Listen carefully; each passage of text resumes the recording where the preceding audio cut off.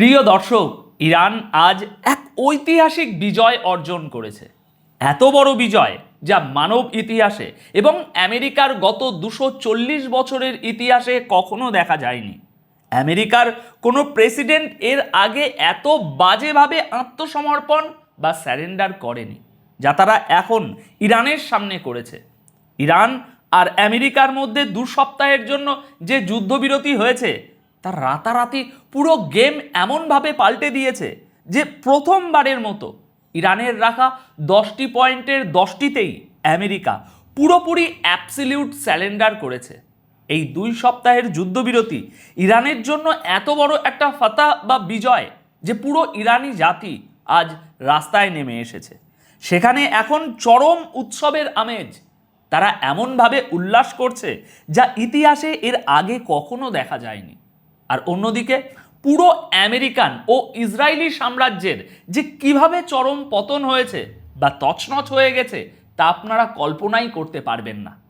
দেখুন, সবার আগে আপনাদের বুঝতে হবে যে আসলে কি ঘটেছিল এবং কিভাবে ডোনাল্ড ট্রাম্প হঠাৎ করে এই আত্মসমর্পণ করলেন। আসলে হয়েছিল কি? ডোনাল্ড ট্রাম্প একটা বিশাল বড় হুমকি দিয়ে বসেছিলেন। তিনি বলেছিলেন যে আজ রাতেই আমি ইরানের পুরো মানব সভ্যতা ধ্বংস করে দিতে যাচ্ছি। মূলত এটা ছিল পারমাণবিক বা অ্যাটমিক হামলার হুমকি। এরপর পরিস্থিতি এতটাই খারাপ হয়ে যায় যে ইরান তাদের সবচেয়ে ভয়ঙ্কর মিসাইলগুলো মাঠে নামিয়ে ফেলে। চরম আশঙ্কা তৈরি হয় যে ইরান যে কোনো মুহূর্তে পারমাণবিক শক্তিধর হওয়ার জন্য পরীক্ষা চালাতে পারে।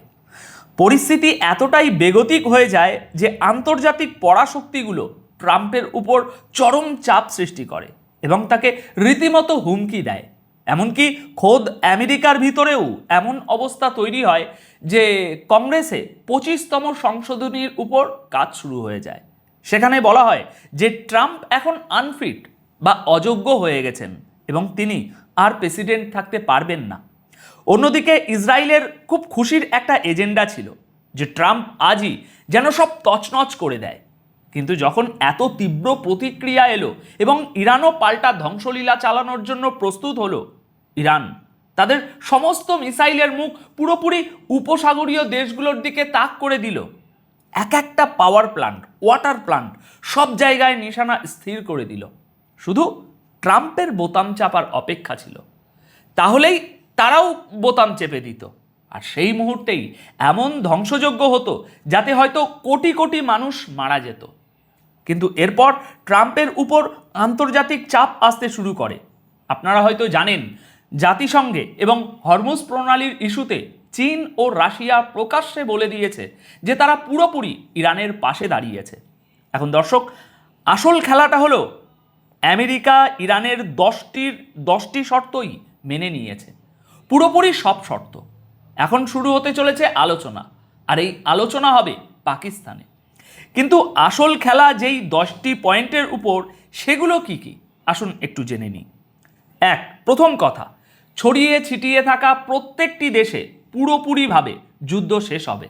আমেরিকা এটা মেনে নিয়েছে।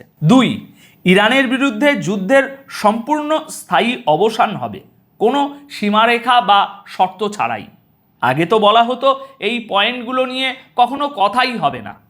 আগে শর্ত ছিল ইরান তাদের মিসাইল প্রোগ্রাম বাতিল করবে, মিসাইলের রেঞ্জ 3000 কিলোমিটারে নামিয়ে আনবে, ইরানে সরকার পতন বা রিজিম চেঞ্জ হবে। সেসব এখন পুরোপুরি বাতিল। 3, পুরো অঞ্চলে সম্পূর্ণ যুদ্ধবিরতি হবে। 4, হরমুজ প্রণালীতে ইরান এখন ফি বা শুল্ক চার্জ করবে। এটাকে আর আগের মতো কোনোভাবেই উন্মুক্ত রাখা হবে না। ইরান সেখানে $2 মিলিয়ন যে শর্ত রেখেছে তা বহাল থাকবে। 5, আমেরিকা ও ইসরায়েল যুদ্ধে যত ক্ষতি করেছে আমেরিকা তার পুরো ক্ষতিপূরণ বা মুআবজা দেবে। 6, ইরানের উপর থেকে সমস্ত অবরোধ বা নিষেধাজ্ঞা তুলে নেওয়া হবে। 7, আমেরিকা ইরানের বাজেয়াপ্ত করা সম্পদ সব রিলিজ করবে, ফিরিয়ে দেবে। 8, এর বদলে ইরান শুধু এই নিশ্চয়তা দেবে যে ঠিক আছে, আমরা পারমাণবিক শক্তিধর হব না। দর্শক, একটু ভেবে দেখুন তো, এর মধ্যে এমন একটা পয়েন্টও কি আছে যেটা আমেরিকার পক্ষে যায় এবং ইরান ব্যাকডোরে করেনি? এই কারণেই তো আপনারা ইরানের মিডিয়া চ্যানেলগুলোতে দেখুন একজন নারী সংবাদকর্মী এসে লাইভ টিভিতে কাঁদছেন। এটা ছিল সেই ঐতিহাসিক বিজয় যার কারণে আমেরিকার সামনে রাখা সব পয়েন্ট আমেরিকা মেনে নিয়েছে যে হ্যাঁ, এগুলোর উপরেই কথা হবে। কথা এটা নিয়ে হবে না যে ইরানের মিসাইল প্রোগ্রামের রেঞ্জ কমাতে হবে বা অন্য কিছু। আর এজন্যই তারা আনন্দে এতটা ইমোশনাল হয়ে পড়েছেন। আর ইরান কি করেছে দেখুন, যুদ্ধবিরতির ঘোষণা হতেই ইরান ইসরায়েলের উপর শেষ একটা মিসাইল ছুঁড়ে মেরেছে, যেন এটা তাদের পক্ষ থেকে একটা সালামি বা উপহার, আর সেটা সোজা গিয়ে আঘাত করেছে। ইরান আসলে এমন কিছু অর্জন করেছে যা তারা সারা জীবনেও করতে পারেনি। তাহলে এখন সামনে কি হতে যাচ্ছে দেখুন, এখন ইসলামাবাদে আসল আলোচনা হতে যাচ্ছে, আর এর জন্য 2 সপ্তাহের সময় দেয়া হয়েছে। এই 2 সপ্তাহ কোনো যুদ্ধ হবে না, কিন্তু এই আলোচনায় শুধুমাত্র ইরানের পয়েন্টগুলো নিয়েই কথা হবে। আমেরিকা যদি এই পয়েন্টগুলো না মানে তবে ইরান সোজা বোতাম চেপে দেবে এবং একের পর এক মিসাইল ছুড়বে। এর মধ্যে ইরান মিডিয়াতে আরও একটি কথা বলেছে যে আমেরিকার সমস্ত সামরিক ঘাঁটিও এখান থেকে সরাতে হবে। তারা এই ঘাঁটিও সরানোর বিষয়ে কথা বলতে যাচ্ছে।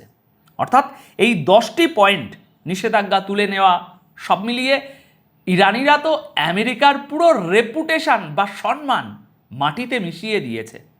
সবচেয়ে বড় বিষয় হলো হরমুজ প্রণালীতে ইরান যে $2 মিলিয়ন ফি চার্জ করবে। তারা বলছে ওমানের সাথে মিলে তারা এই সিস্টেম তৈরি করবে। শর্ত হলো আমেরিকা আসুক বা ইসরায়েল, সবাইকেই ফি দিতে হবে এবং সেই ফি ইউয়ান চীনা মুদ্রাতে পে করতে হবে। কত বড় বিজয় এটা!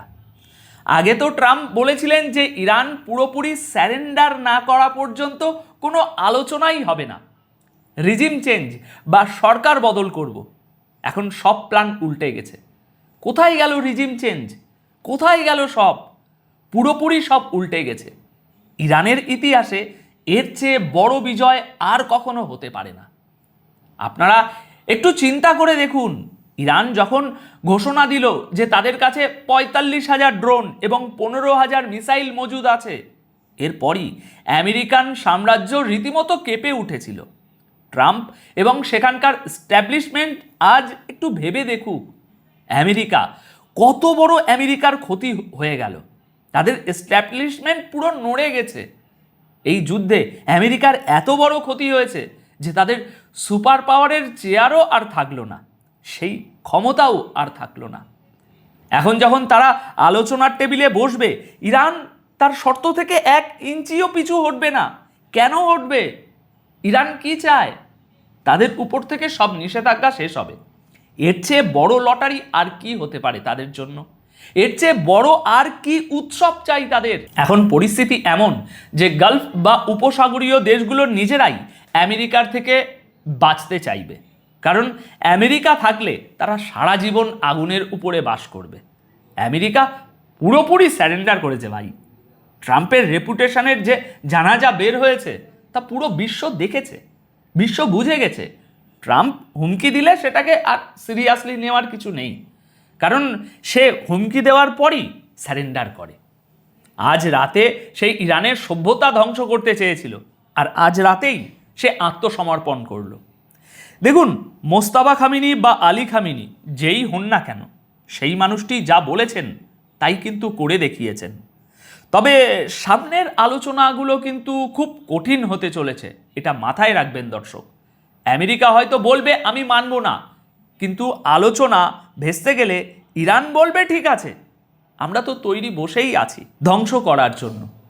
এরপর গালফ দেশগুলোই আমেরিকার উপর চাপ দেবে আলোচনা শেষ করার জন্য, কারণ ইরান বলে দিয়েছে আমেরিকার ঘাঁটি থেকে, আপনাদের মাটি থেকে আমাদের উপরে হামলা হলে আমরাও আপনাদের উপর আক্রমণ চালাবো। এটাই এখনকার সবথেকে বড় পয়েন্ট। এটা ইরানের খুব খুব খুব বড় একটা বিজয়।